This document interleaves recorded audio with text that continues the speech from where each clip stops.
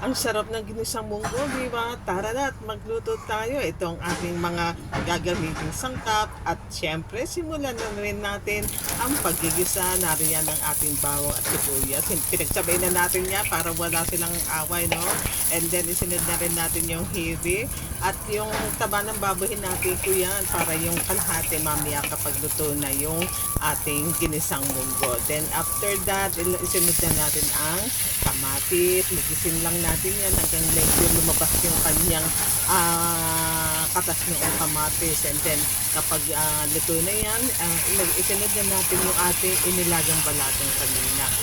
So, inuna natin syempre yan na ilaga. At tapos, kapag na kumukulo na siya, isunod na rin natin yung ating mga sahog tulad ng sotanghon at mga pampalasa tulad ng paminta, asin, or kung meron kayong betchin or magic sarap. And then after that, sunod na rin natin yung mga paborito nating gulay na pwedeng ilagay at mga talbos tulad ng talbos ng sili. Ayan, inilagay ko dyan sigarilyas at talbos ng sili. And then after that, pakuluan lang din natin ng mga isa o dalawang minuto. Isunod na rin natin yung natitira nating taba ng baboy.